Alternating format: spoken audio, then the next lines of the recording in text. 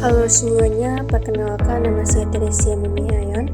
Saya dari Prodi Pendidikan Fisika, Fakultas Keguruan dan Ilmu Pendidikan Universitas Nusa Cendana. Pada video kali ini saya akan membahas materi mengenai dinamika dan tantangan Pancasila sebagai dasar negara Republik Indonesia. Dinamika Pancasila sebagai dasar negara Republik Indonesia mencakup berbagai perubahan dan tantangan yang terus berkembang seiring dengan perkembangan zaman dan dinamika sosial politik. Beberapa dinamika tersebut antara lain yang pertama, evolusi interpretasi. Pancasila sebagai falsafah hidup dan ideologi negara terus mengalami evolusi dalam interpretasinya. Tantangan muncul dalam menjaga konsistensi makna dan nilai-nilai Pancasila di tengah perubahan zaman. Yang kedua, pertentangan nilai. Dalam masyarakat yang heterogen, terkadang terjadi pertentangan antara nilai-nilai Pancasila dengan nilai-nilai lokal atau global yang diadopsi oleh sebagian masyarakat. Yang ketiga adalah globalisasi. Pengaruh globalisasi membawa dampak pada tahap nilai dan budaya masyarakat Indonesia, menuntut keterbukaan dan adaptasi nilai-nilai Pancasila dalam konteks global yang berubah cepat. Yang keempat, konflik ideologis. Ideologi lain yang bersaing baik dalam bentuk ekstremisme maupun ideologi politik dapat menjadi tantangan bagi legitimasi dan penerimaan Pancasila sebagai dasar negara. Yang kelima, isu sosial ekonomi. Ketimpangan sosial ekonomi, kemiskinan, dan ketidakadilan menjadi tantangan dalam mewujudkan prinsip keadilan sosial yang merupakan salah satu nilai Pancasila. Tantangan Pancasila sebagai dasar negara Republik Indonesia. Yang pertama, pengaruh ekstremisme dan intoleransi. Ancaman dari kelompok-kelompok radikal dan intoleransi dapat mengikis nilai-nilai toleransi dan kerukunan yang menjadi inti Pancasila. Yang kedua, pertentangan politik dan polarisasi. Persaingan politik yang intens dan polarisasi masyarakat dapat mengganggu stabilitas politik dan mengaburkan komitmen terhadap prinsip-prinsip Pancasila. Yang ketiga, korupsi dan kelemahan total tata kelola. Praktik korupsi dan kelemahan dalam tata kelola pemerintahan dapat merusak kepercayaan masyarakat terhadap prinsip-prinsip moral dan keadilan yang dijunjung tinggi dalam Pancasila.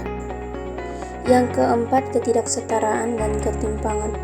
Ketidaksetaraan dalam distribusi kekayaan dan kesempatan masih menjadi tantangan yang mengancam prinsip keadilan sosial yang dianut oleh Pancasila. Yang kelima, tantangan global.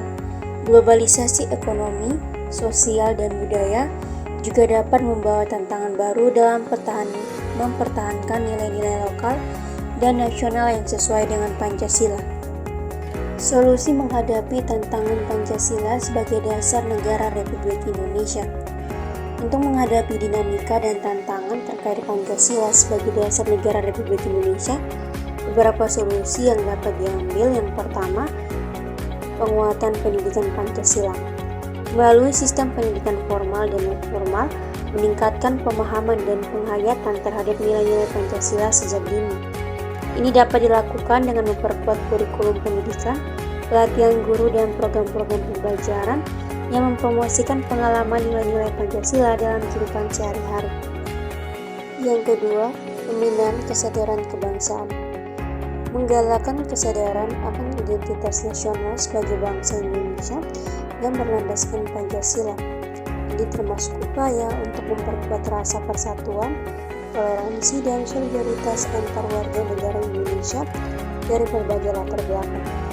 Yang ketiga, implementasi Pancasila dalam kebijakan publik.